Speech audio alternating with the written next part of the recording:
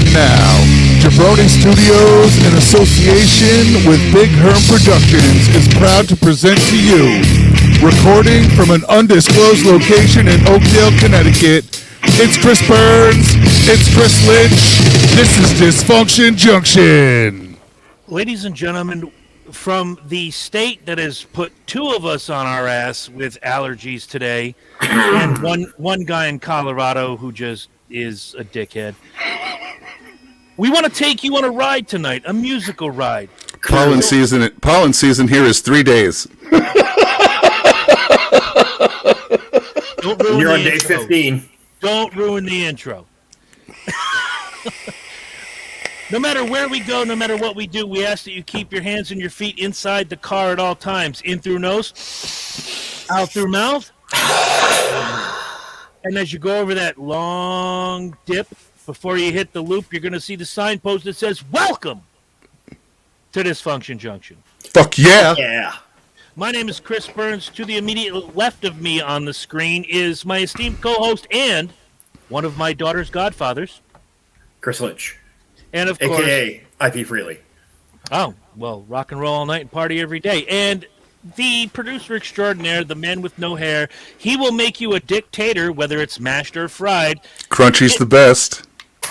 It's Big Herm, Michael P.S. Herman. Guys, other than allergies and sickness, how's everybody doing tonight? Doing all right. Pretty good. Had a good week. Easier for me to say. How's the weather in Babylon, asshole? Good. It just finished raining. No, good second half of the week last week. We saw John Fogerty Thursday night, which was Nice. Better see his ass before he dies. I tell you what, man, for a guy in the 70s, he rocked harder than most young kids today. And he lasted longer than Prince. Yeah. Oh, you want to make jokes, Herm, huh? You want to make jokes? Yeah. But it was a very important tour because it's the Celebration tour. It's the last one before he dies. I'm sorry, what? Well, no, besides that, it had been 32 years since he lost the rights to play his own music. And No shit. Yeah, that's right. That finally happened, huh? His wife fought for the last 20 to get them back, and they finally relented. And now he can play all his own music without having to pay a royalty. Yeah, I think shit he wrote 50 years ago. Right. He can now perform live. I think the 97 Right. Premonition tour that I saw, yeah, I said that, 1997 Premonition tour. Almost 30 years. Yeah, I heard, Fortunate Son and, all the good CCR shit. And then, of course, the solo Fogerty stuff. Wow. Has it been that? Wow, it has. Wow. All right. Yeah. I'm going to shut up. Yeah, so it was the first night of the tour. His kids' band, his two sons, Harky Har, were incredible. I mean, one of them looks exactly like he did in 1960, whatever, and sounds like him. He's got the same singing voice. And the other one is a hell of a guitarist. And if people don't remember, John Fogerty is one fucking awesome guitarist. Oh, absolutely. He broke out in a hammer-on solo halfway through the show, and the crowd it went silent because everybody just standing there or sitting there looking at him like, holy shit, this guy can actually shred.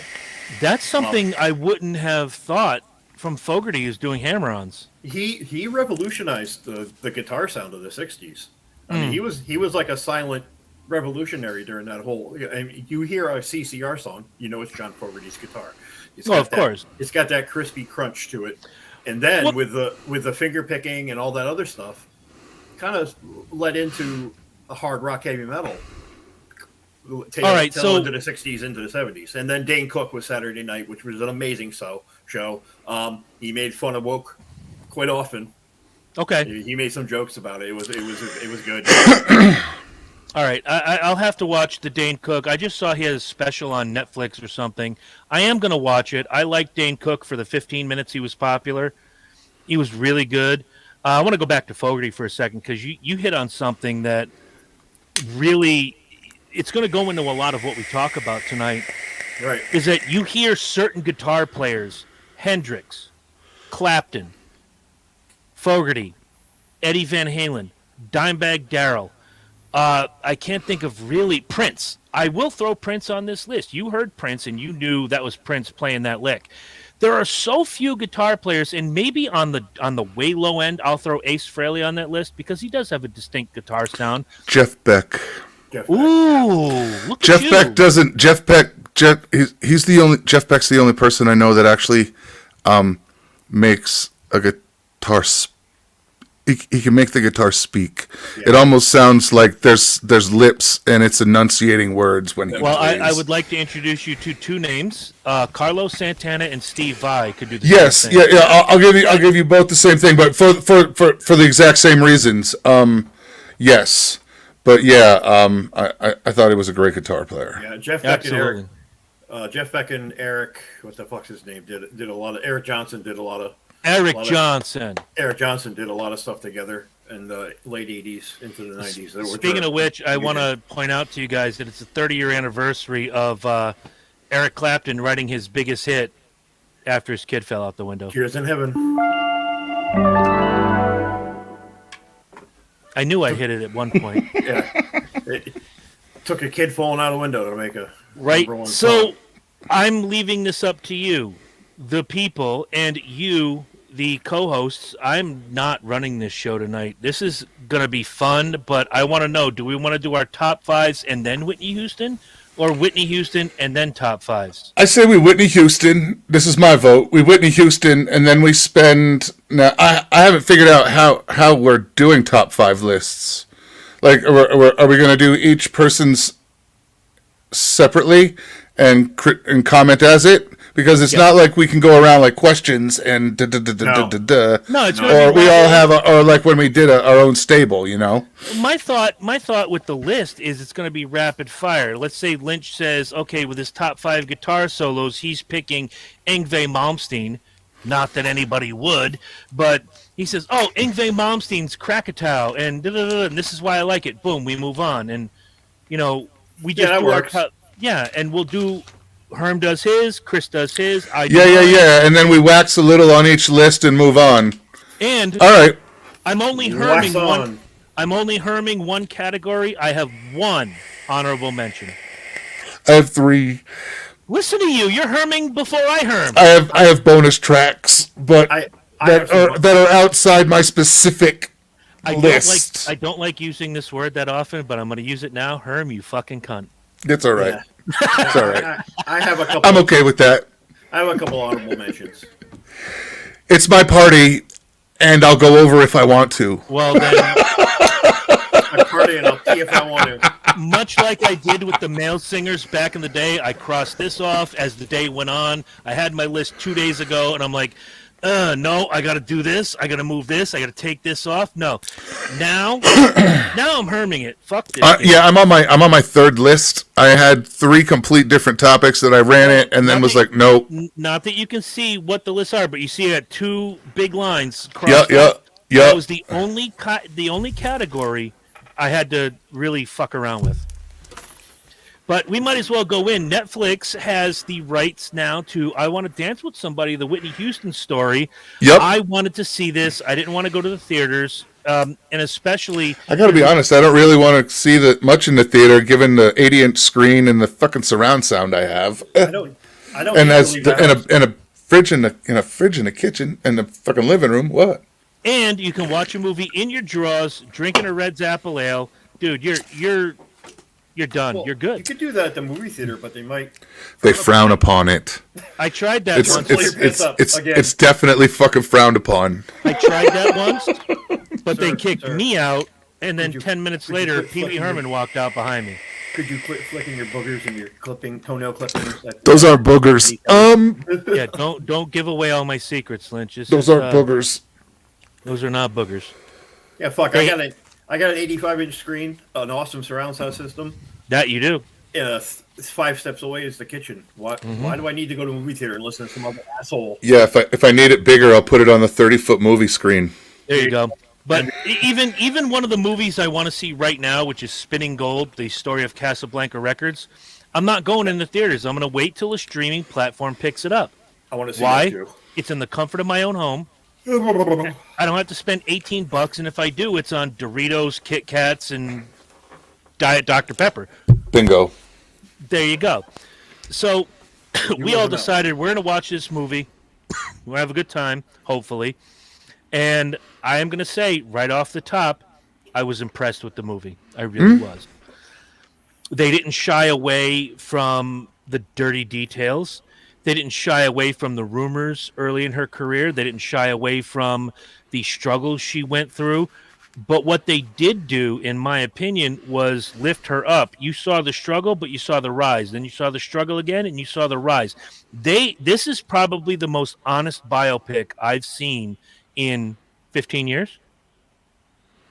Yeah, it was pretty good. I'd say that because, Yeah. like you said, they weren't shy about looking behind the curtain. The last biopic that I saw that was this good was American Sniper. Yeah, because you can't count the one about Elton John or the Freddie Mercury one. Those are Well, entertaining. my problem was it was the Freddie one was pretty good. Remy Malek or whatever the hell his name is there. I thought he did excellent job. he did exceptional with it, and I thought they nailed a bunch of shit that Man, I thought it was pretty good. Elton John, it was all right. If they But- they turned it into like some 40s musical, which the minute that started, I was immediately checked out. And I wanted to see the Elton John life story. I wanted to, see the pain and the struggle and this and that without seeing every scene turned into some fucking cabaret gimmick. I'm even though I'm not a. Here's what I'm gonna cut this off right here, and say, you know how I feel about certain things. I watched Liberace Behind the Candelabra, and was it Douglas? Help me. Michael Douglas. Michael Douglas And Matt Damon. Matt Damon Matt Damon. played his boyfriend. Yep. As graphic Yep. as that film got, I loved that film. It was a really, really good movie, No, Exactly. it definitely was. and Michael Douglas did a hell of a job. Oh my God! Did he not have those mannerisms down? He had the and the girl mannerisms. who played Whitney Houston, spot on. Got to give her mad Yeah, credit. yeah. Whoever go ahead, she please. she looked just enough like her to where she was very believable. Yeah. It wasn't an impression. No, it was it was mannerisms and the way she spoke and tilted or moved her head. We'd all seen her do it in interviews. We'd seen her in real life. It was pretty good. The one scene that got me, and easily it was there were two that got me. Was one where she's starting to bubble and she's starting to rise, and they pantomimed the "I Want to Dance with Somebody" video, where she's in that glittery silver dress and she's walking through that hallway, and I'm like, God damn, it looks just like the music video. Yeah, And she had everything like down to a T, much like Rami Malek as Freddie Mercury. This girl had her shit together. The second Yes. scene that I thought was very powerful was her singing at the Super Bowl. yeah, that was a good When one. she's in the wings and she's a tad bit nervous, and right before that they're like, Whitney, you just got an offer to do the Super Bowl, and her and Bobby are sitting on the couch going, the Super Bowl, like the Super Bowl, the Super fucking Bowl, and they're just going back and forth, and it's like celebrities can get giddy too. So it made her more into a real person than we ever knew about. Right. Yeah, So, some I people- mean, some as people far get as I'm awestruck. concerned, everything I wanted to talk about with this movie, I'm done.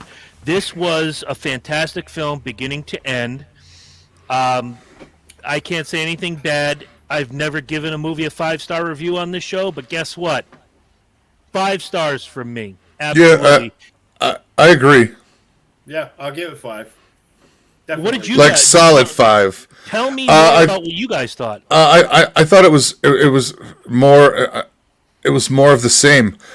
The way she played the character, you didn't feel somebody was playing the character. You just kind of felt like you were watching Whitney. The cinematography and the effects for the way they recreated some of those scenes. They're really, really good. were really, really good. Like, I didn't realize, I was watching the It's Not Right, But It's Okay, when he comes to her with the song, and she's like, wait, no, and she starts doing she gets the song and how she wants to, how it's going to be done. Right, And then they cut to the video, and I was doing something or moving through the room, and like had to double check because I walked through and that was the Whitney Houston video, and then was like, wait, no, that's not Whitney. This is that movie. Because they cut a lot of footage in that was real. Like the footage at the Super Bowl was cut in from footage at the Super Bowl. Right. But they recreated that scene with her acting it, but the crowds and all of that stuff, they used a lot of real fill. So you really felt it was all the same stuff. And going back to that scene you're talking about with It's Not Right, But It's Okay, and she hears the song, she's not into it, but she's like, wait a minute. That gives you like that behind the scenes gimmick of what it's like to be a singer. She is into it, but he brings her the song, and he's like, yeah, it's not your thing, and she's like, give me that. She's like, give me that. Let me work with She's this like, a little bit. wait, give me that. Because he I- pulls it away before she actually like looks at it and puts a little artistic spin on it. This goes back to, we talked about the Bohemian Rhapsody film. When they're arguing about, what are these lyrics? What are you doing? And then John Deacon just goes, thump, thump, thump, thump, thump, thump, thump. And then they're like, okay, we get it now. This is good. So to get that behind-the-scenes glimpse of how a singer gets presented songs, here's what somebody wrote. Oh, I don't feel that. I feel this. Let me work with this. That was fantastic. Right. That was, what are these lyrics? Look, and he's like, wait, just play this. And he's like, oh, and they're all like, okay, all right. I don't know where this is going, but I like to start. If you haven't seen it, it was like watching a cinematic version of Metallica's Some Kind of Monster. Even though the album was shitty, it was cool to watch how they built the Saint Anger album. Yeah. Right. And how it actually came together. Yeah. I can't think of one track I like on that album. No, not one. That and the I tin think can snare drum. It was a keg, Yeah. an empty keg. I was gonna with say it's an baseball empty bat. keg. It's not a snare drum. And again, I don't want to get too far from Whitney Houston, but correct me if I'm wrong. Did it sound like Kirk Hammett's guitars were recorded underwater? Yeah. Whoa, wow. No. I want clean, good guitar sound. I don't care if you're Carlos Santana, Eddie Van Halen, Dimebag Darrell, or Josh Hamler. By the way, Josh, if you're watching, I told you I'm giving you a shout out tonight 2 times. That was 1. Get ready. If you don't know who Josh Hamler is, Google his ass. His ass. I was just gonna say HISASS. This is not you- gonna end well. Did you mean Black Cox? I watched Ted 2 yesterday. I'm sorry. Did you mean Black Cox? Fuck all right. you, Thunder. You just got spots. Every webpage is 3 clicks away from Black Cox. That's right. Look, I can look up Grand Canyon. Did you mean Black Cox? Did you mean gaping black assholes? That's funny. Gonna be like that, is it?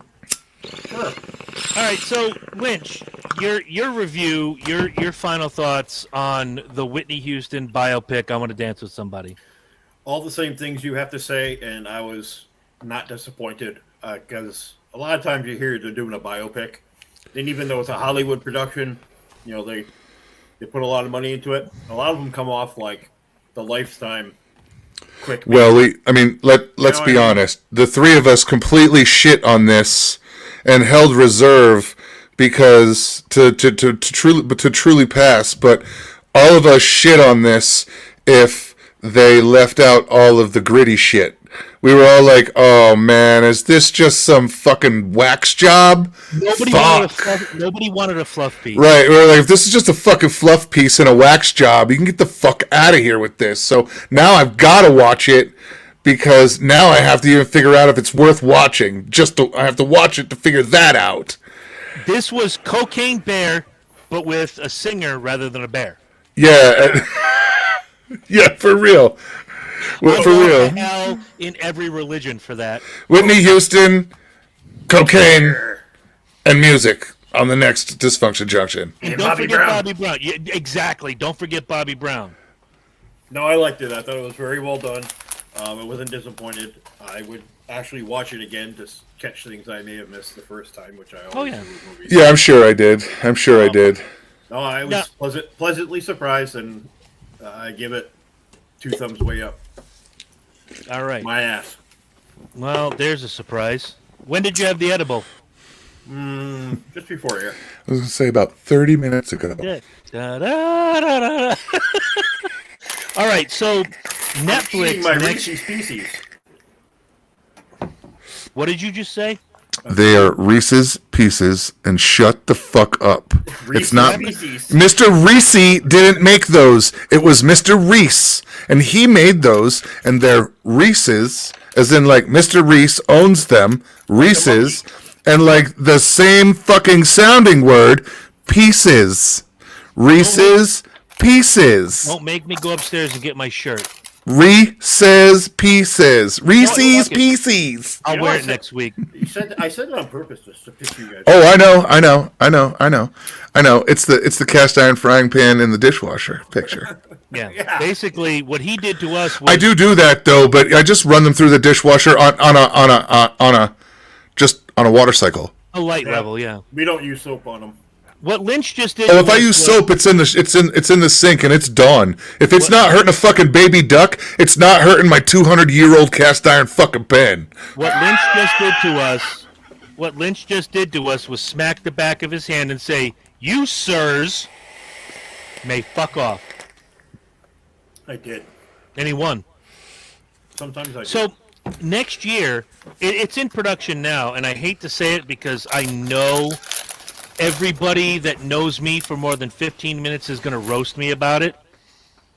Netflix is on board making the Kiss biopic, which will take you from inception to about 76, 77. They're only Do we doing- get to see Netflix's imagination and their vision of Kiss meets the Phantom of the Park? God, I hope not. Oh, sweet Jesus, please. I'll pay big money that month, Netflix. I'm telling you. I wait to see that in my Venmo. Thank you very much. I did. I sent you $20 the other day. Got it. I'm just sending random money because I don't know what it costs. Oh, I'll let you know. I'll be like, it dropped. Do. My problem with this is, if someone's going to do a pick like this, do it from the books. Do it from the stories of the people who were there. There's plenty of books out there, from J.R. Smalling to Bill Starkey to C.K. Lent to a lot of these guys that lived and breathed and worked with the band.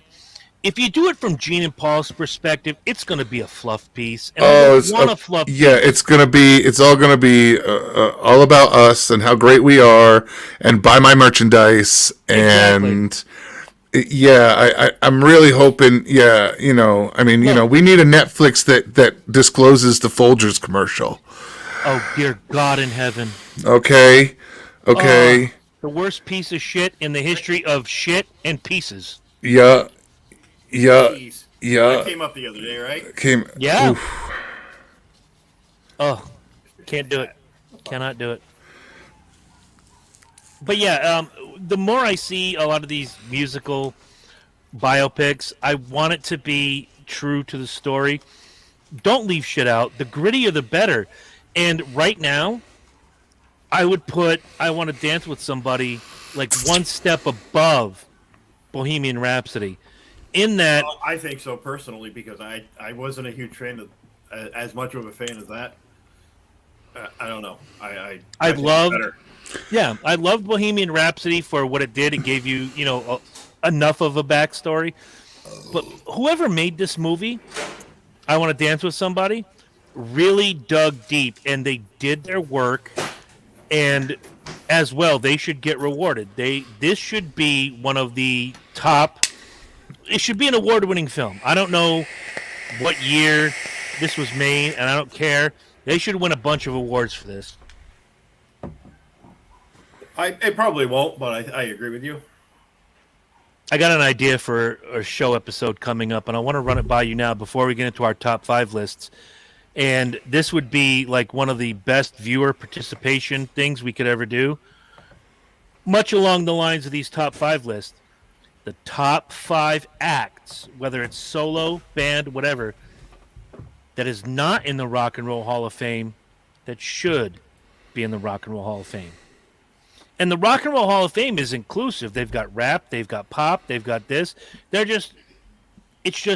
might as well call it the Popular Music Hall of Fame. Yeah, they might as well just call it the Music Hall of Fame. Because really the only thing they don't do is they don't do a lot of country, but that's only because country has like Grand Ole Opry, and that technically was their awards and their grading system for a long time. That is their Hall Like of they Fame. right, they have their own they have their own subgenres within their whole thing. So they have their own music. The Country Music Awards. Right, we're 27 minutes in, and it is my pleasure to say, Derek, you're banned from the show. You want to put that up on the screen so people know why we're banning Derek from the show? They've got Depeche Not Mode. really. Is Depeche Mode a Rock and Roll Hall of Fame act? I want to know. I'm going to the Google machine right now. And you guys can talk amongst yourself. Well, Lynch left. Lynch left. Depeche All right. Mode. No, but they're in. What do you mean, no, but they're in? You can't be in the Rock and Roll Hall of Fame Unless you're as an in the rock and inductee, unless you're an inductee. Which, by the way, the greatest American rock band of all time is in the Rock and Roll Hall of Fame. You're welcome. I still love Derek. Is Depeche Mode in the Rock and Roll Hall of Fame? No. Ooh, Man, that was a lot of urine. 2020. Was that when they went in? Yep. Oh, Depeche Mode. that was COVID year. So I'm pretty sure that's like a stats book. There's an asterisk next to it, right? I don't know. This was COVID year, so it really didn't matter. Hold that thought. Well, they would have put Gonzo from the Muppets in there in the Rock and Roll Hall of Fame that year. Wow. They could have, and people would have accepted it. Josie Okay, the Pussycats. While Herm is blowing his snot all over the place with his bullshit, I want to read to you the 2020 Rock and Roll Hall of Fame inductees. And it goes Depeche Mode, the Doobie Brothers, Whitney Houston, Nine Inch Nails, T-Rex, John Landau, Irving Azoff, and the Notorious B.I.G. B.I.G.. So keep talking your shit about the 2020 Rock and Roll Hall of Fame. Well, I know. I'm just saying that Your Depeche boy Mode. made it. Well, no, they needed fillers. You know what I mean? Like That's they what had their Biggie. face-off is. They had Biggie. Everything else could just be anywhere it wanted to be. You know, Of that Biggie. list? They had Biggie and the Doobie Brothers. That's pretty much that could have been the list that year, and everybody would have been happy. Of that list, I have one question. Who the fuck is John Landau? It's there. The Bingo. producer.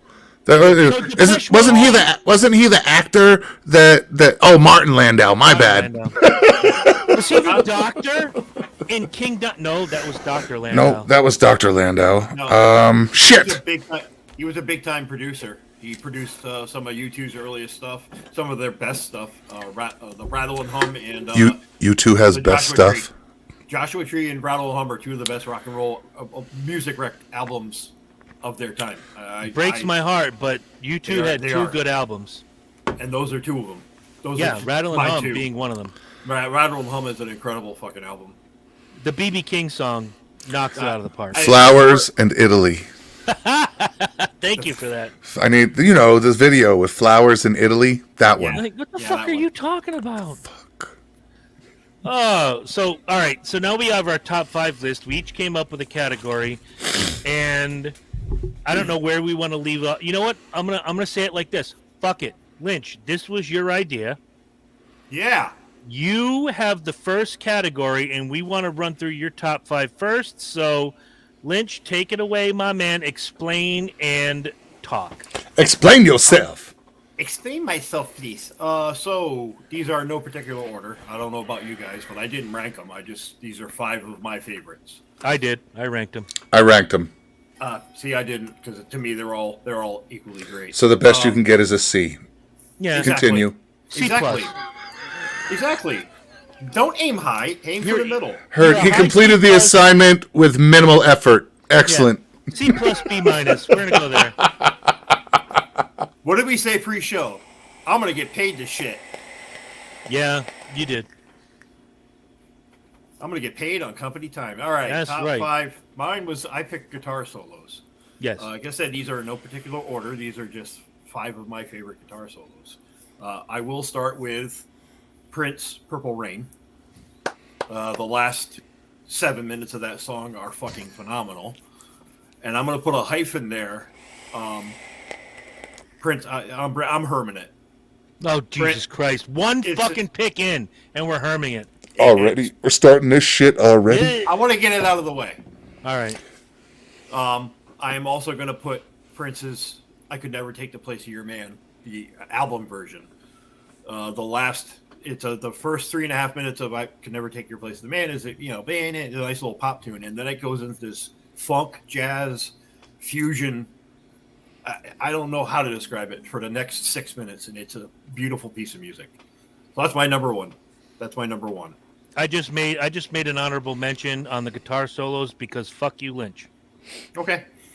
and fuck you, Herm, for inventing herming it. I have an honorable mention for guitar solos. There's so a surprise. Jesus Christ! I'll Surprise. see myself out.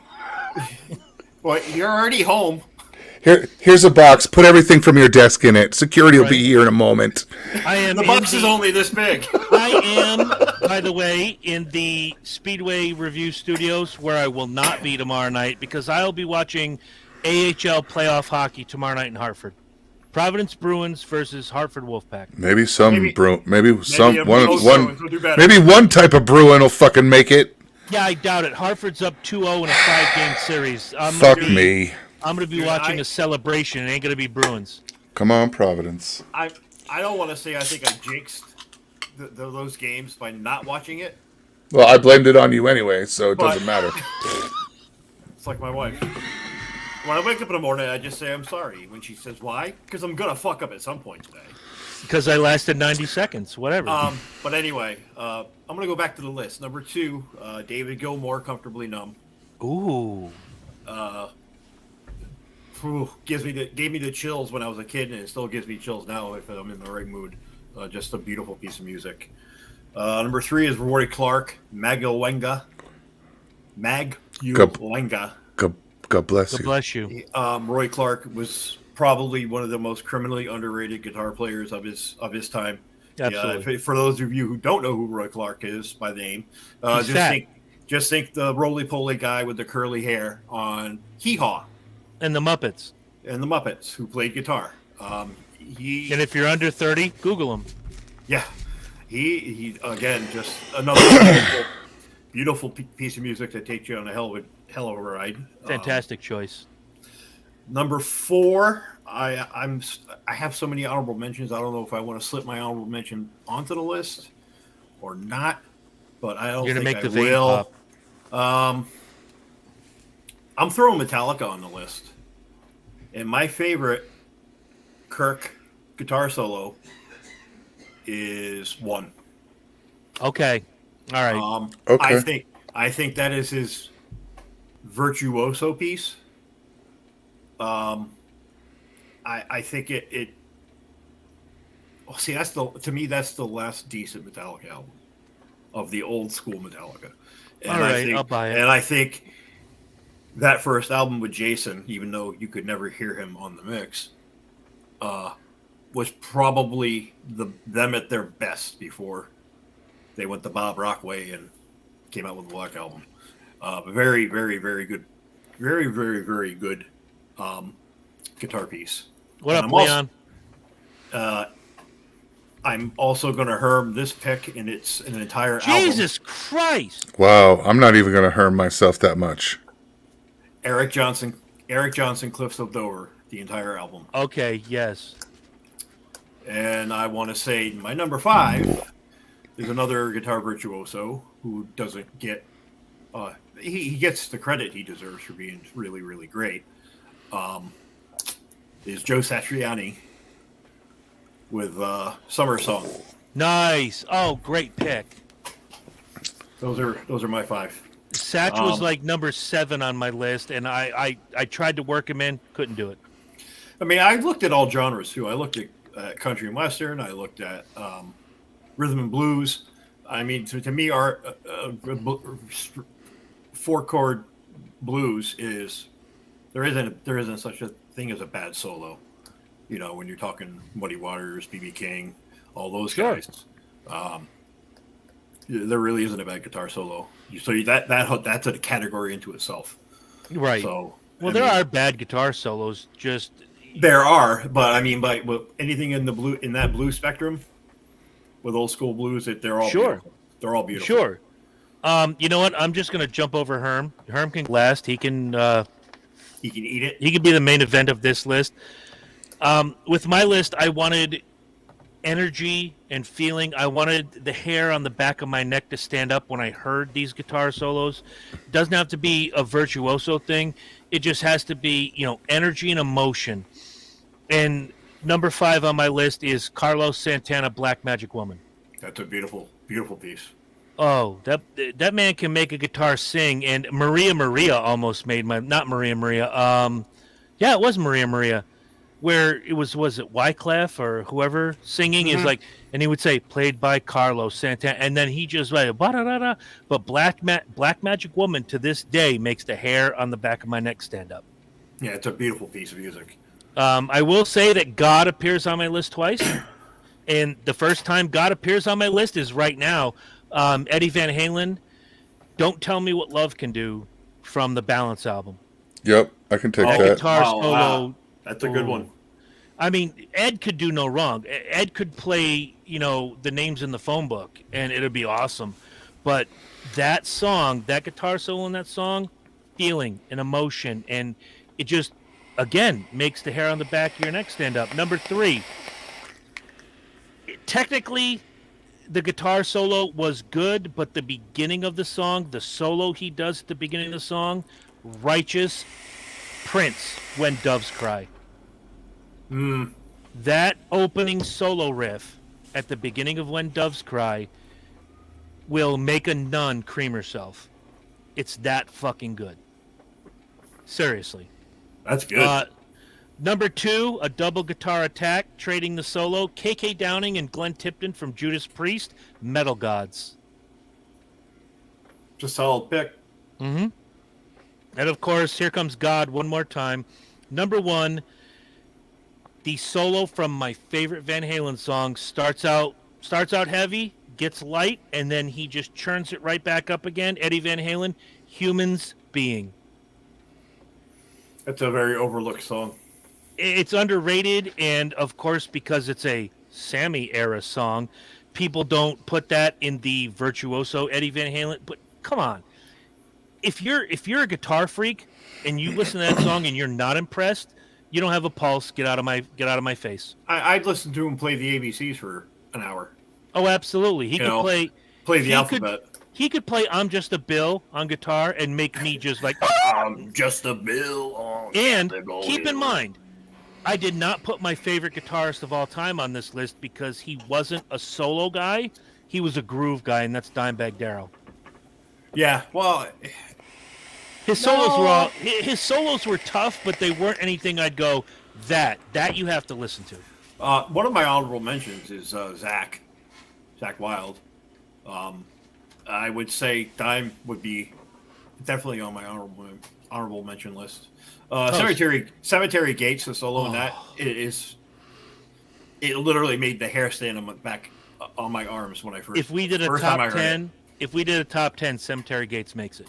No, that's. But Oh, my honorable mention goes to another Prince song, and Herm will remember this because the first time we heard it, we had heard the singles from the record because I was stealing the cassette singles from the radio station. But when we got the full album and the opening song came on, Thunder by Prince and the New Power Generation. oh yeah. That song is, like you said earlier about somebody else, criminally underrated. It showed Prince's versatility as a guitar player. Yeah, his single "7" is another great song that opens up that album, and that's probably one of my favorite at that era. You know, formerly known as Prince. Yeah, from the Era. Androgynous album. Yeah. Love that. I love that album. All right, this is where shit goes sideways. Herm, your top What? 5 guitar solos. Wait a minute. I was supposed to do lists for each of your topics too? Don't be an asshole. That's No, I'm serious. I thought we were Yes. each. I thought. Well, then I am way underprepared for class. I thought we were each making our own list, and then we were doing them. That's No. That's what I thought too. Have you ever been on the show before? yeah, I have. Yes, I have since the inception. And I didn't realize we were doing 3 topics of lists I because did we a list usually for each every do one of a the list topics. and it's one topic. I So did a list for everything, so I guess I'm going to be the asshole. Make me the asshole. Play the Oh. music now. Make me the asshole of the week. How does Fuck it it. feel to be a real Ladies and gentlemen, asshole? I'm the asshole of the week. How does it feel to be a real asshole? Oh my God. Ladies and gentlemen, for the first time in history, actually second time, I was the asshole of the week once before. So I'm the first 2-time winner I of thought I was, asshole oh of the no, week. I'm a one-time winner. I get the Fuck. special. I got the special prize. well, I mean, shit. I had 3 lists. Hey, well, look at it this way. Herm, Here's we're your going to go to you participation next. sticker. Herm, we're going to go to you next with top 5 one-hit wonders, and I can chime in. But my top 5 music videos, not only do I have 5 music videos, I have 3 honorable mentions. So fuck you, Herm. Oh, and my honorable mention, which was supposed to be the add-on to Lynch's list, was "People Get Ready" with Rod Stewart with Jeff Beck. The end of that song. Back Ooh. There is no real solo in that song. Right. There's Ooh. like a 3-minute outro. That's all Jeff. It's a but jam. yeah, Jam. it's just beautiful and a personal favorite guitar solo. That's all right. sexy. By the way, I got to go back. When we were talking about the Bruins, Zach said, remember every time you get up for a beer, the Bruins score. Now, this is the P Bruins we're talking about, not the actual Boston Bruins.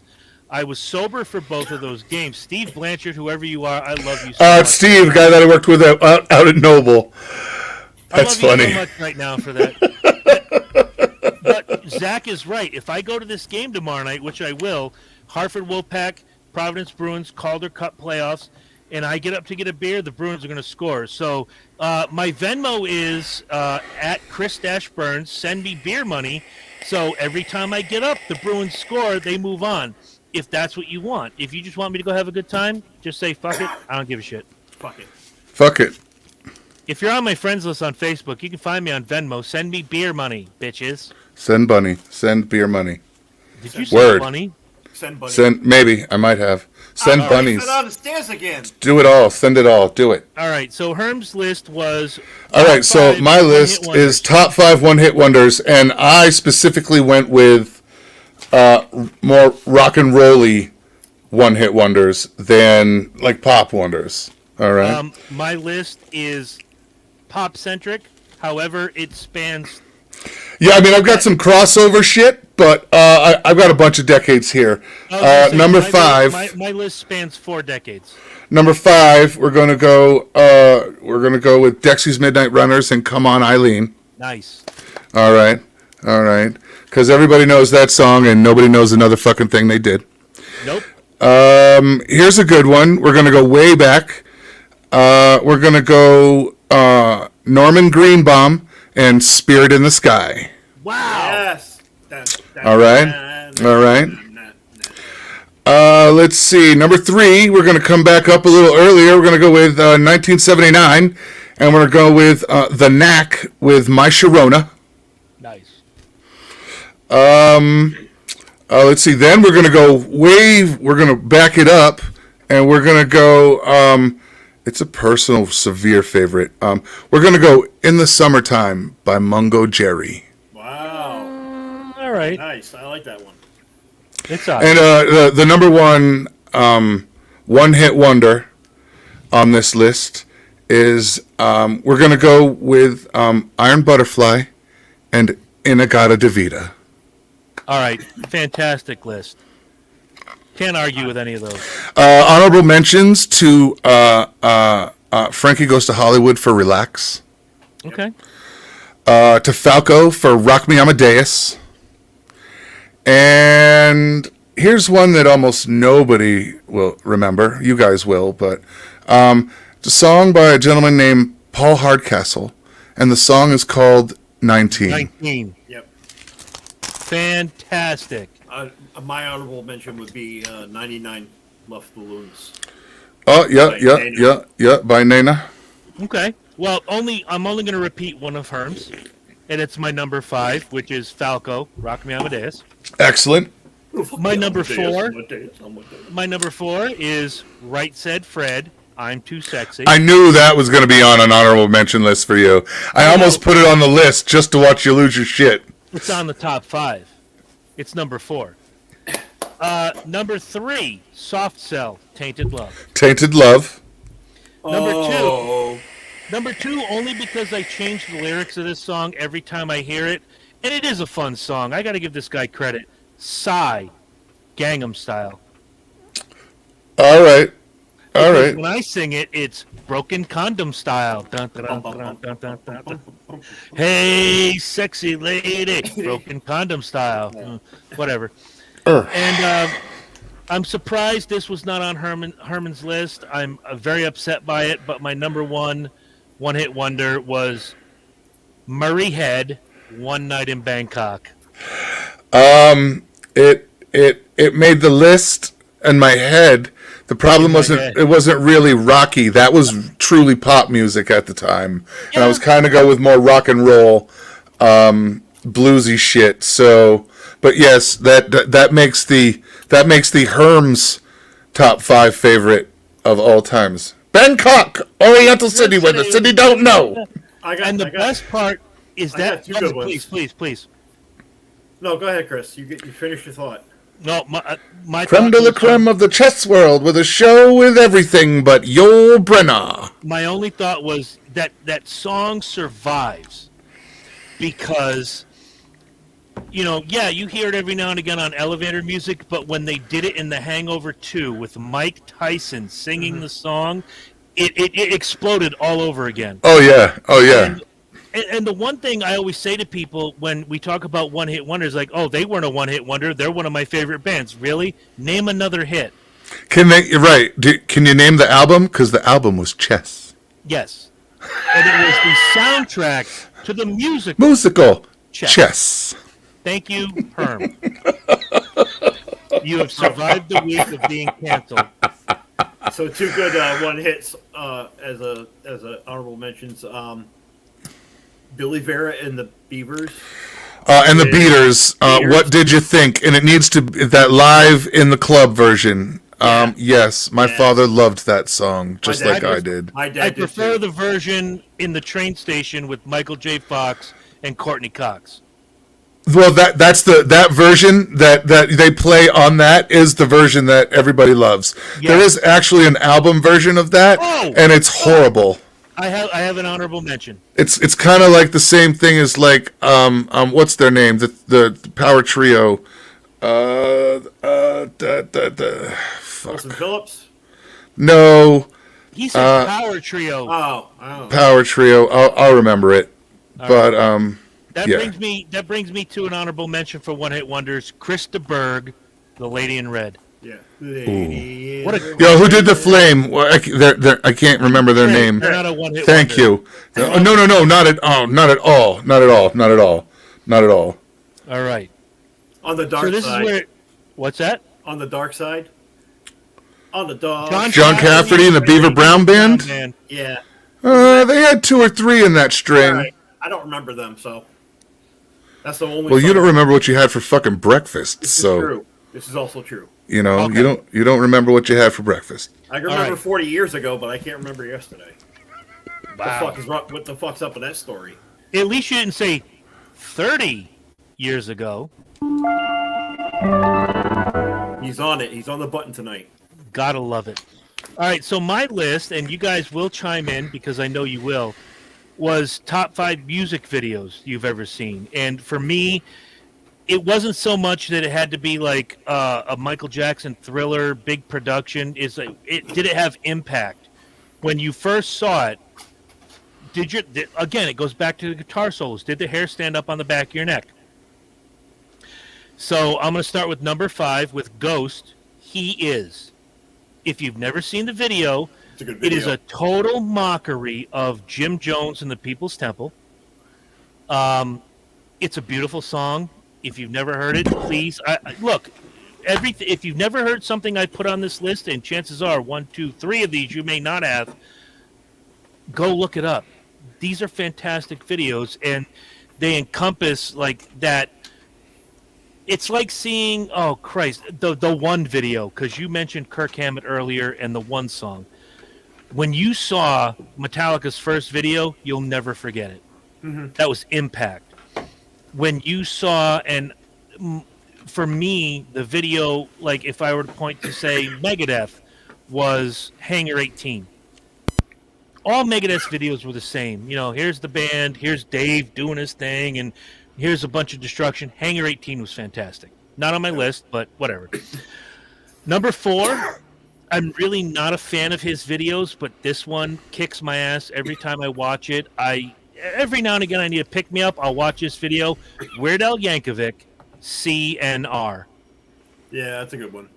If you don't know that video, go out and watch it. It is hilarious, making fun of the White Stripes, but you know, pumping up Charles Nelson Riley, who, if you don't know who he is, dude, you guys are going to do a lot of Googling tonight. I can see this now. I don't give a shit. Number 3, Josh Hamler. Here comes your second shout out. All right. Josh Hamler, Nathan Hunt, my good friends from Shaman's Harvest, The Come Up, from the album from 2016, which was Red Hands, Black Deeds. That video is fantastic. It's gritty. The song and the video make sense with each other. That's what I love. Number 2, and I'll never forget the day I saw this one because I was with Herm when I saw this one. When Michelle Pfeiffer walks into the video with that outfit and straddles that chair and looks and says, "So, you got something on your mind?" Coolio, Gangsta's Paradise featuring LV. That video, wow. Fucking phenomenal. Great Amazing. song too. Absolutely. And number 1, even though the band never appears in the video, is, again, Ghost, Dance Macabre. If you've not seen that video, go watch it. The song is very 80s. You'll love it. The video is great. The dancer, I swear to God, is... It's about corn, Dance on the Cob.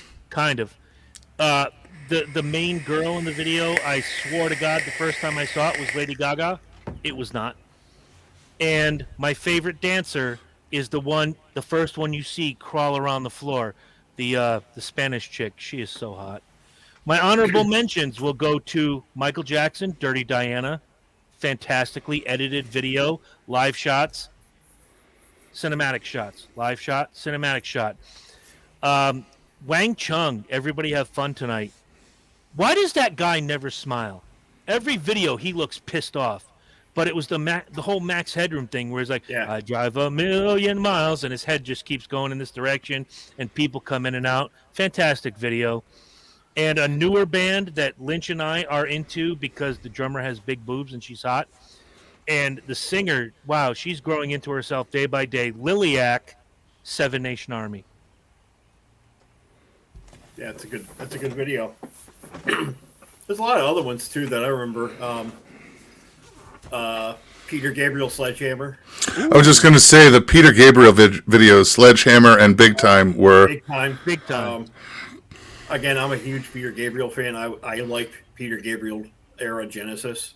I grew up listening to that. That video won all kinds of awards that Oh, year. fucking A, right? All over, like all of them, like all the awards. And I point that video out a lot when flat earthers talk about CGI. Look at CGI in 1986. It was Peter Gabriel and Dire Straits. Go fuck yourself with a ring. Yeah, and it wasn't even that. It was all just, it was green screen. It was the best we had was green screen, and it was so new and so awesome. Like that was the state of the art. Did you choose Sledgehammer, Yeah. Lynch? Yeah. So when the train comes out of his mouth, Yeah. that always it was like Yeah. yeah.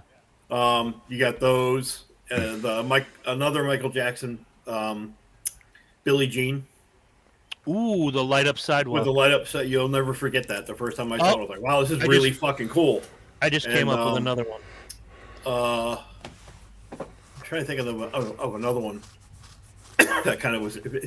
They're all earlier videos because when MTV actually still played videos, and they actually meant something. They were little movies. They weren't just the band standing there doing this anymore.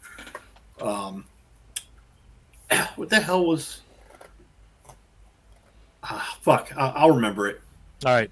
Probably not. I came up with one because in the music video genre, I love story videos.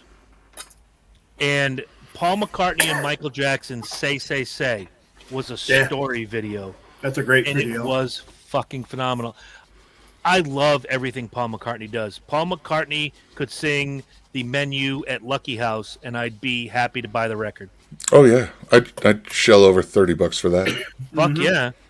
Number 27, beef and broccoli. Go, Paul! Yeah! Oh, I was gonna say "In the Air Tonight." Ooh, great video. Just Very haunting, very his ominous. face, just his face the entire time. Oh, okay. I just came up with another. We could run the next 30 minutes just doing this, and I'd be okay with it. Richard Marx, Hazard. Oh, I don't remember that one. Yeah, that was pretty good. That one was Look pretty it up. good. Listen Yeah. to the song first, and then watch the video. Okay. Oh yeah, yeah. I can wasn't see a that. huge Marx fan. Other than his couple hits that he had, and one of which was, I think, my graduation theme. Oh God. Yeah, he had a couple of Sorry. hits that I liked that were songs. He's got a couple of songs that I like that weren't hits. He's got a song called "Keeps Coming Back to Me" Yep. that I that. really like. It never really went anywhere, but it's a great song. And I I'm like surprised it never went anywhere. I like the stuff he started doing back in the 2000s again too. I like his newer stuff, the stuff he does Ooh. currently, than I do the older stuff. Because he's a very talented musician. It's just he was painted into that piano pop. Right. And the You reason know? I liked Hazard as much as I did was it was a Well, that's minor because the hit. pussy chased him. Well, you go where the Right. pussy is. Right. But Hazard was a minor hit. It broke the top 40. Never really climbed too high. But Now, the was that- song Was the that song early is Richard very- Marx? Yeah, Hazard. Hazard. All right. Mama moved to Hazard when I was just 7. Yeah. I swear I left her by the river. Oh, It's all right. about a kid who gets rung up for murder and he didn't murder the girl. Yeah, like all that happened was him and the girl went and hung out, and it's Then actually a somebody true killed her. story that he Yeah. turned into a song. But him and the girl went and hung out by the river, and he had to go home, so he went home, and she was dead the next day, and and it was a whole thing. But yeah, Wow. that's They tried that's to ring the kid up. yeah, they tried hard. What a oh my God. To this day, if that comes on my shuffle, I turn it up just a little bit louder and I'm singing along. I swear I left her by the river. Yep. I am just, what a fantastic song. Another great video. And Herm, we've watched this video probably a bazillion 99 times. Garth Brooks, The Thunder Rolls. Yeah, it's a pretty good video. It's a Where pretty good video. They doll him up. You know, he does his, performance part. Right, and but he's also the character in the video. Exactly. Yep. And when the wife shoots him, ooh, done and done, man. All good. That reminds He's me. got a gun. That was a great video too, yeah. You Wow. like story videos. That was. That was a What story. about Tool? whether it's sober or prison sex. Prison sex. The video for prison sex is just like, dude, this is fucked up. And you're mesmerized. And you're like, what is that What am I thing? watching? What is that thing? You can't turn away. What the fuck is that? And then you realize that video is where all the toys in Sid's bedroom next door were based off of. Like, all the toys in Sid's bedroom looked like they belonged in a fucking Tool video. And here's one. Fuck. All right, I'm going to get laughed at for this one, but watch the video. Again, I go back to Impact, and when I first saw the video, I'm just like, God damn, this is fantastic. They weren't even a one-hit wonder. They were a no-hit wonder. The fact that this band got a video was surprising to me. Zodiac, Mind Warp, and the Love Reaction with Prime Mover.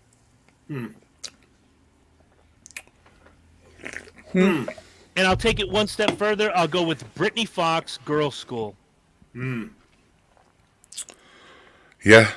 Oh, God, we're walking down a dangerous path here talking about music videos. You guys, you better start writing this shit down because you're going to have a lot to YouTube tonight with these videos. Wow. Fuck. Sinead O'Connor, Nothing Compares to You. Great fucking video. Very simple. Yep. Wow. That was good. Yep. Henry was it? Rollins, Liar. Oh, yeah. Yeah. What was that Madonna video that got all that controversy? Which one? Erotica. No. No, Video let's. Like a where Prayer? it was a black Jesus. Yeah. It was like a prayer. Like a prayer. It was Yeah, like a that's- prayer. It was a very good video. Because again, Absolutely. it's a story video. It tells a Yeah. story. And give her credit. All of her videos in those days were stories. Even the Papa Don't Preach video was fantastic. Danny Aiello. Yeah. Like, Jiminy Christmas. Overrated band, underrated video, Poison, Fallen Angel. Yeah. I like. I was thinking about this the other day.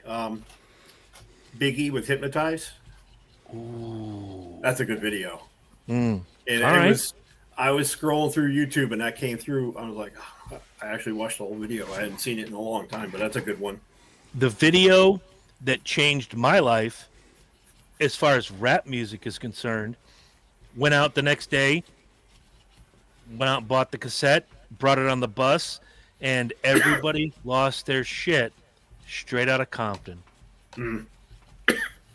Everybody on that bus, to this day, if I called Jimmy Savage and I said, hey, Jim, straight out of Compton, the next line out of his mouth would be crazy motherfucker named Ice Cube. Boom. We all remember it. And the movie, I love the movie, by the way. It's not even in my top 5 of biopics, but that song, the beginning of that song, the first thing you hear, you are now about to witness the strength of street knowledge. You knew you were in for some shit. Only on the explicit version. Right. Wow. Unbelievable. More recently, the band that did the videos on the video on the treadmill, OK Goes. I have no idea. You're going way back. Hang on. Yeah, OK Go. Here it goes again. Okay. You got to know it. They're on 4 treadmills, and then they're walking and dancing, and then they trade treadmills. Okay. I know you've seen All it. right. Everybody on the planet has seen it at least once. I'm going to tell you guys about this video. I want you to watch it, but do not watch it with English subtitles or you will be ruined for life. Rammstein, Ich tu dir weh. I love Rammstein.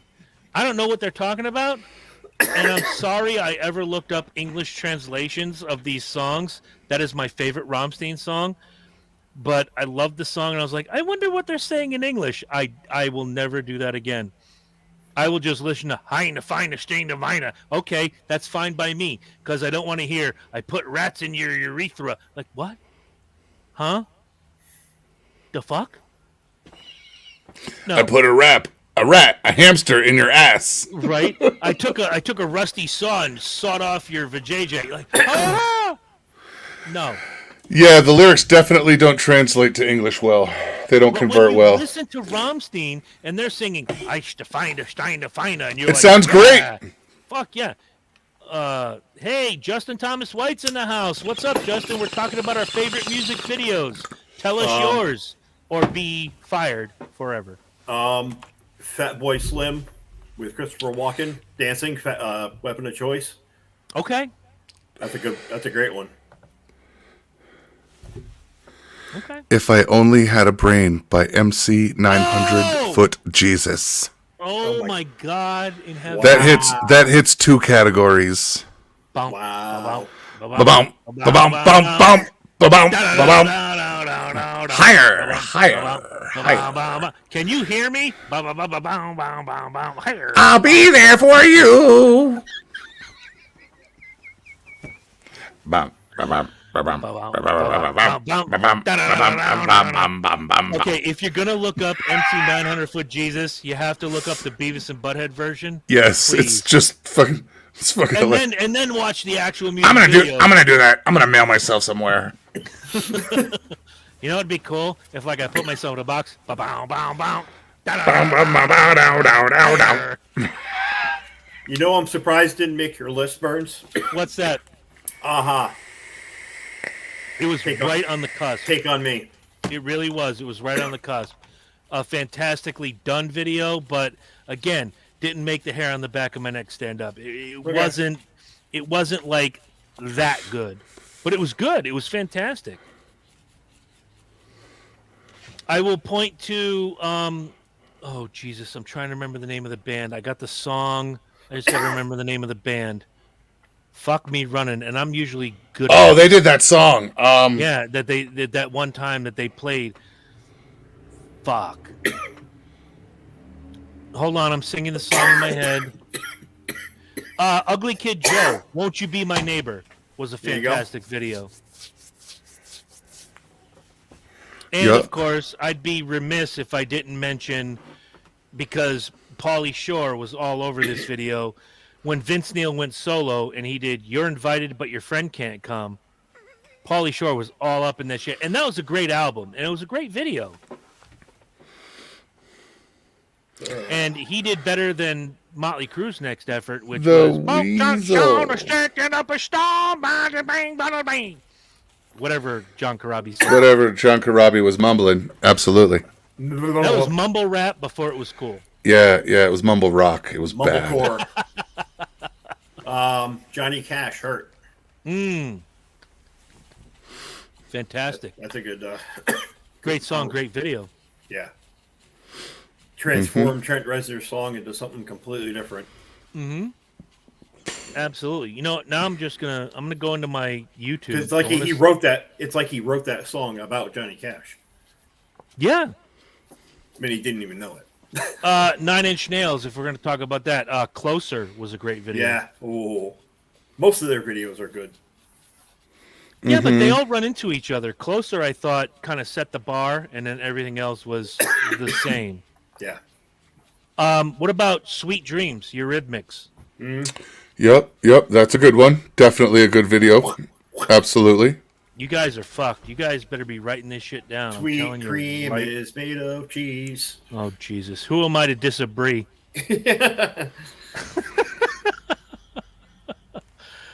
Oh, my Lord. To give my future ex-wife some credit, What in the garden? the very first Hailstorm video, I get off with the cop that looks like Bob Backlund. Is Bob Backlund still in there? He's Backlund still in there. Have you watched that ever, Lynch, or are you just No. saying that? No, because you guys do it all the time. No. He hasn't watched it the way we have.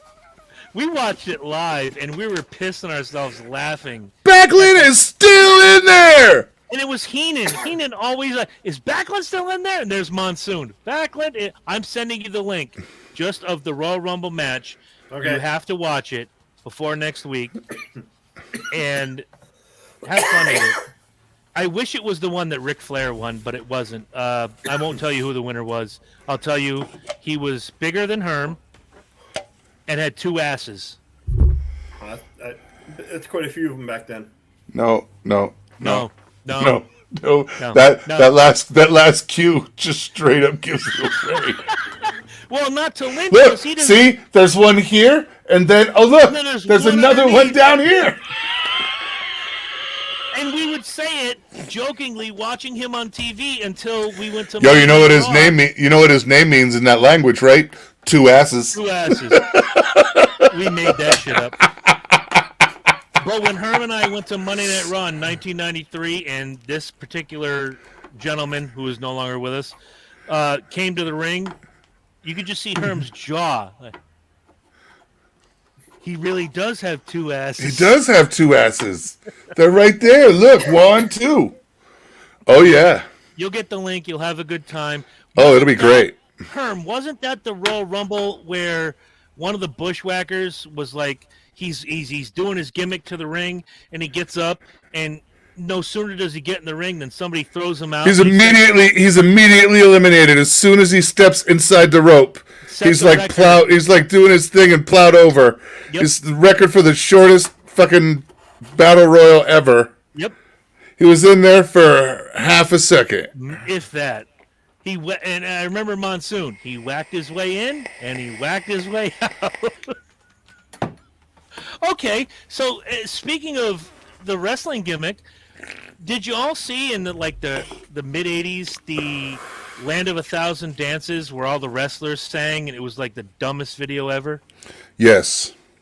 Oh, Yes, we've seen that. broke Absolutely. my heart. That You said 1993. 1993 Royal Rumble. All right, I'm looking at all the dudes in there Uh-huh. from that lineup, and I don't I see gotta hear this. Adam Bomb AFA, Bam Bam Bigelow, Bart Gunn, Big Boss Man, Billy Gunn, Bob Backlund, Bobby Heenan, Bret Hart, Brian Knobs. Yeah, I'm sure he does. Brutus Beefcake, I love that. Bushwhacker Luke, Yep. Crush, Diesel, Uh-huh. Doink the Clown, Earthquake, Executioner, Fatu. That's got to be the guy you're talking about. No? Then you got Gene Okerlund, Giant Gonzalez, Gorilla. Oh, so you're looking at the cast rather than who was actually in the Royal Rumble, because Gene Okerlund, if he was in the Royal Rumble, Herm and I would have shit ourselves. No. I would. Why did I not buy tickets to that? It was Oh, in yeah. Providence, for fuck's sake. We missed Gene fucking Okerlund. Shit. This is just everybody on the roster. Okay, here, hold on. I'm gonna do you a Oh, solid. wait, I'm gonna. there's more. Oh, Kamala, wow. Coco Beware. I'm trying to figure out who the fuck you're talking about. All right. Well, by the way, Dark Side of the Ring season 4 is coming out, and I cannot wait because part of it's going to be Magnum TA, Adrian Adonis. There's a lot of good dudes on this list, and I am excited to see this. If you haven't seen Dark Side of the Ring before, go to whatever streaming service you have. Yokozuna. And Got to be Yokozuna. why don't you go Google a picture of him and find I got out? it right here. Yeah. Does he have two asses? Yes, he does. Yeah. There's Yeah. one. There's this one up here, And there's one down and then there's a little one down here. And if you look hard enough, there's one on his stomach too. Ooh. Holy shit, that is a big motherfucker. But yep. Yokozuna is Japanese for with two asses. We made that shit up.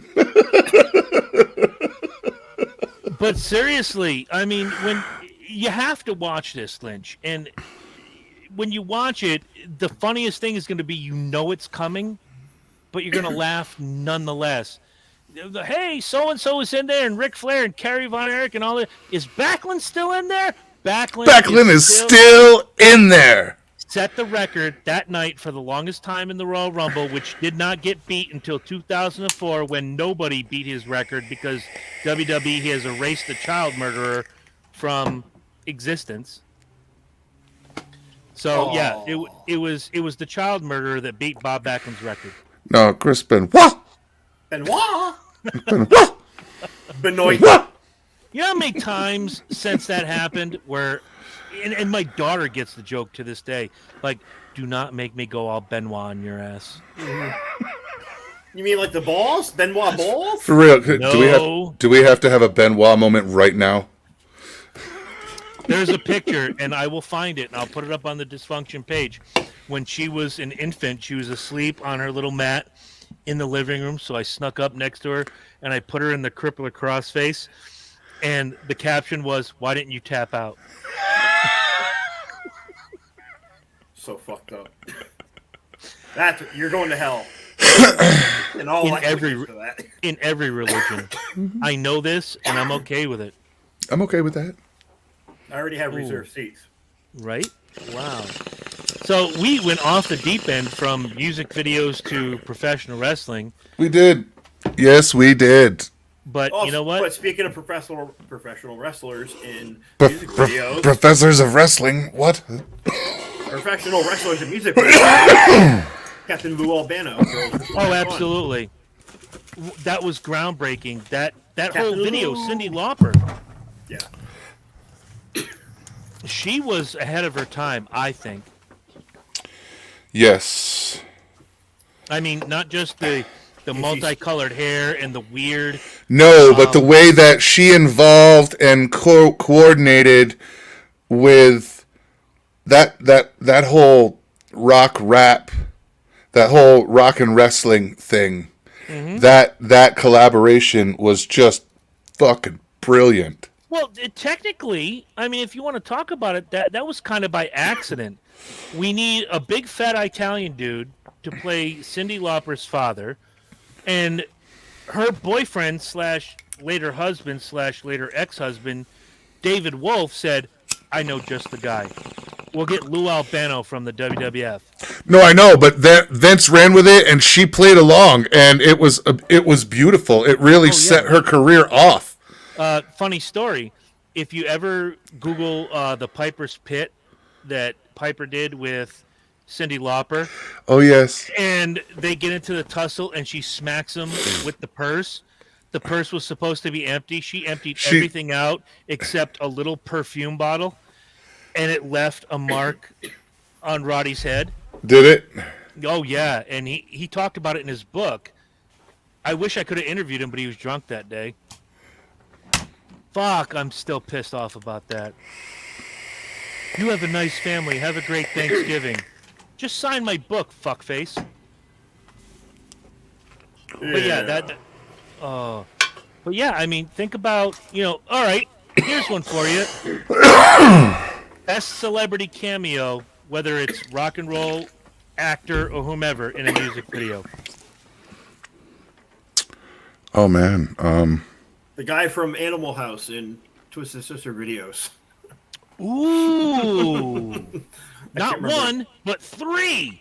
Niedermeyer. Yes, I can't remember the actor's name. Mark Metcalf. there you go. I knew it would come to me.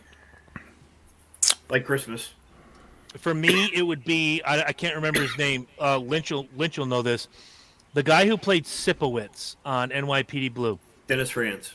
Thank you. He appeared in and I'm going to call them by their name. I don't give a fuck about cancel culture. The Dixie Chicks. Goodbye, Earl. He That's a played great Earl. video. Oh my God, great song. That whole album is great. They were good, but then they got political, and I'm like, no, you're too leftist for me. Just sing the fucking hit. Yeah, make me happy and do what I paid you to do. Right? Just sing Earl.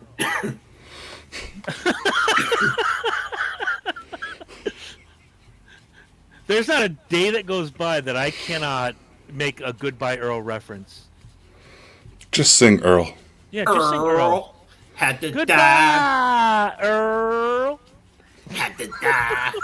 Great fucking tune and great fucking band, but they went woke and now they're the Chicks, which describes every group of women I see at a bar on any given occasion.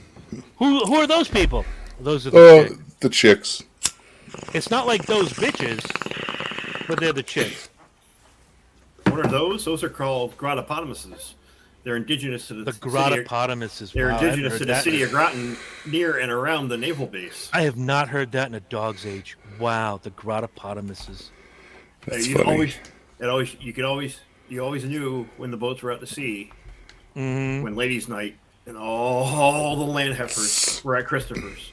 You're asshole Lady. to elbow with every Navy wife ever in the history of ever. Speaking That's a really nice wedding ring you got there trying to grab my cock with. Right. Speaking of the Del Mar, Lynch, Yeah. Corey from the Speedway Review. By the way, you can watch tomorrow night. I will not be a part of it. I will be at Hartford Wolfpack versus Providence Bruins game. Corey wants to know when you're going to make the trip, you and me, to the Golden Banana. Oh, we'll see what happens this summer. As long as Nicole's there, I don't give a shit. And if Ebony still works there, I'm leaving. I don't give a fuck. I'll walk home. That bitch can kiss my ass. This cost me $20. Damn it. Yes, she did. What is the best stripper name? And look, here, for our next, we haven't done this in a while, for a $25 Amazon gift card, if you can go back and tell us what episode the Ebony story happened on, and timestamp it, and Herm will verify it, you win a $25 gift card courtesy of Dysfunction Junction. That is your homework. Thank you, fuck you, bye. And Oh. we got to... And also maybe a softball team. Oh, yeah, tell them about Yeah. I'm in the works. Making some stuff go on and and figuring some stuff out. But hopefully here in the next week we will be sponsoring a softball team. So for the whole Columbus, season we will Ohio. be the sponsor of the softball team. So we'll be all over some shirts. I Like the would bad, like... like the Bad Nosed Bears, Chico's bail bonds. Yeah, and it's with Jordan. So he's on the Speedway Review. So Hey, what is the Speedway Review, by the way? it's a podcast on Wednesday nights. They talk about racing and stuff, mostly NASCAR. We talk about driving left, fast. Well, unless it's a road course, you know. I mean, they got to steer right. There's road courses. 6 Ah, times yeah, a year, yeah. bitches. It's I road like the course. road courses. I like know. those road courses. There's road courses. Now, I hear that the main host of that show is a sexy beast, and he's leading the fantasy points. Is that correct? I have not heard that first part, but I know that the host is leading fantasy points. I have not heard that first part at all from anyone, but I did hear a couple of people talking about the second part. Corey? Corey, the sexy man on the show? Wow, I was just rude. You were just downright offensive. What did I do with the paper? Hold that thought. Jesus Christ. I put it somewhere around here. Fuck. I need it for next week to calculate the points. Oh, wait, I found something in my pocket. No, you didn't. Eat shit. Well, anyway, I'm leading the points, and Fuck, by the fuck way, your picks, Lynch. if Fuck your you're not watching the Speedway Review, there was a huge jump in points. Yes, I'm still in the lead, but Tori is no longer in second place. Oh, who knocked Corey Third down? place, Corey has taken over second place because he had a huge week this week, and it was fucking phenomenal. What did I do with the goddamn? Was it because of Kyle Busch? No, it was because of Martin Truex Jr. He traded Kyle Busch. That's why. For what? Like for like a cat and a roller skate? Because that'd probably finish better. He traded him for a rotisserie chicken and 2 Bud Ooh, Lights. that sounds nice. No, it's There like we go. Okay, One of those so little blocks of wood, pine derby. You know, I'll do, Nice. I'll do this here for you guys. So if you ever want to do the Speedway Review thing, I go from worst to first. So here we go. So Jordan, if you're at work and you're watching this, eat shit. This shit and is live. by the way, I looked back through all my papers. This is the worst week anybody's ever had. Jordan had Kyle Larson, who gave him 5 points. Kyle Busch gave him 16 points. Justin Haley gave him 14 points. And AJ Allmendinger gave him 13 points for a weekly total of 48 points. I don't know what that means. That means that was the lowest score. What's a normal week for? What's an average week? An average week, if I had 100, to do the 100 math, points plus. anywhere between 80 and 100. Okay. how does fantasy NASCAR work? I take the points. That The same as football. You buy slaves and you bet on them and you hope they perform.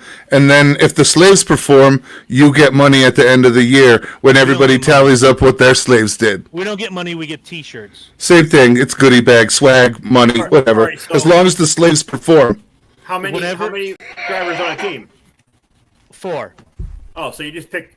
It's like you draft just like a fantasy football. But with NASCAR, what we do with the speed review is you get 1 through 10, 11 through 20, and then the field. Your 4th pick is random, whoever's left. So think about it. Only 4 guys are going to go out of the top 10. Mm-hmm. So you have an opportunity to pick another top 10 driver and boost your point total. Jordan didn't do that at first. Tori did, I did, Corey did. We'll find out in just a minute. But yeah, this is the lowest point total we've had in 2 years of doing this. Wow. Yeah, I had to look it up. I had to go through all my papers and be like, did anybody ever get a 48? No, the closest one was me with a 55. No physical ability. Get in that car and drive 500 miles, John. You'll find out. I am not even playing with him tonight.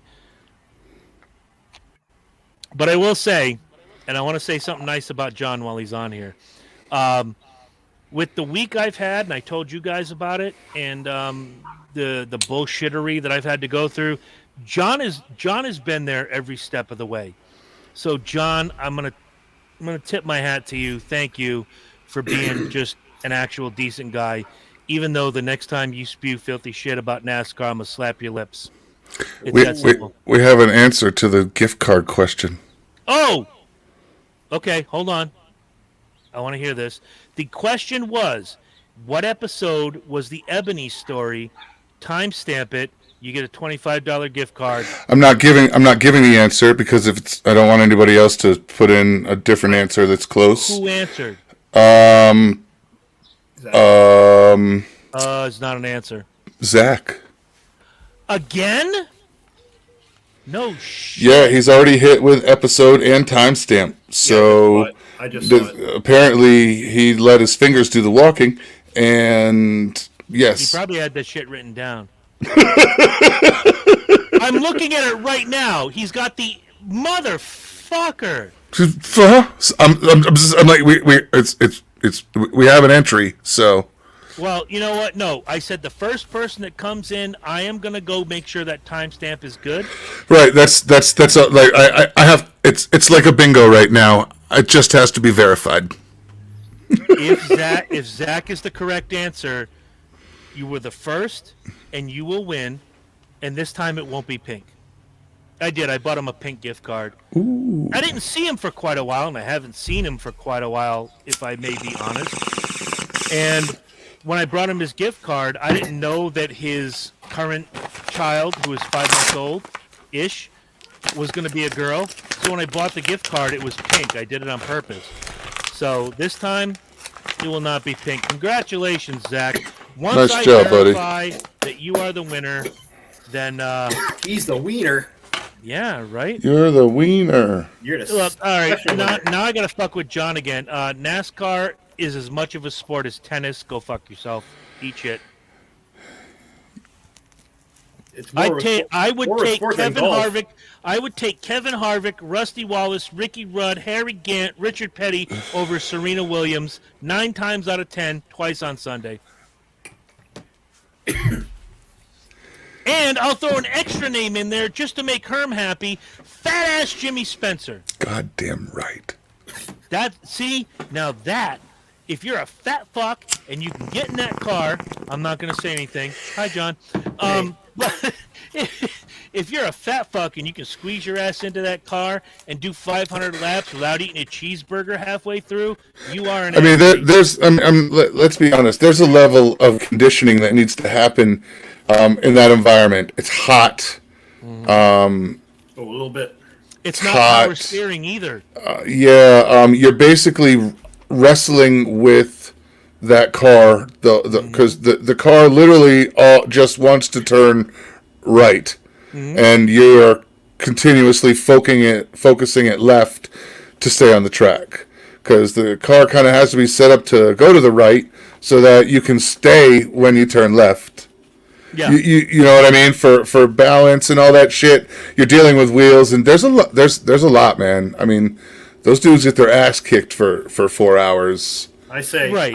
It's a pretty shitty environment. And to you put up John's last question. I want to put this out there. How high? John's never ridden a motorcycle before. Okay, so you have a fire suit, which is heavy because, well, it's a fire suit. it has to last for a little bit. Then you have the helmet, and Yeah, and it's an insulated fire suit. the only thing and they are cool suits for the summer months where they pipe something in, but if the cool suit breaks, you're fucked. Ask Rusty Wallace about that in 2002 in California.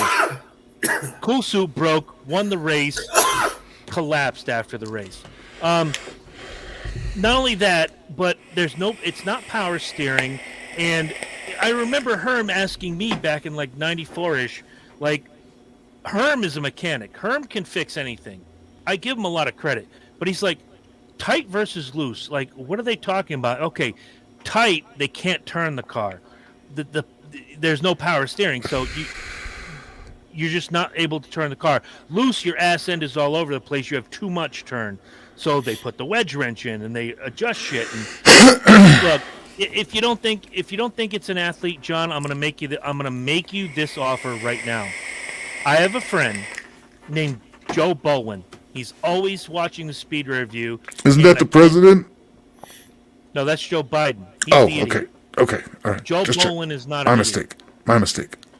idiot. Joe Bowen runs the Rusty Wallace driving experience. So if you ever want to get in one of those cars and test it out, I'll pay for it. You want to get in one of those cars, and I've said this to a lot of people, and usually most of them go. I know Herm would be like, "Fuck yeah," but and Lynch would be the same thing, but they also understand the nuances. But not to get off the topic of Dysfunction Junction, I'm really we're going too speedway eccentric. You want to get in the car? Get in the car. I say we give John Daly a 30 rack of beer and shove him in one. John That'd be Daly with a 30 rack of beer could win Talladega blindfolded. I think that would be interesting to watch. I'd buy that ticket. Oh, absolutely. And I'd buy that ticket.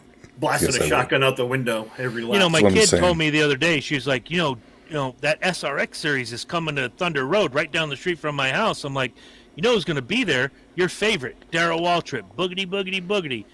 Oh, I got to get to see him? No, he'll be in the broadcast booth. She got pissed. She goes, I'm not going.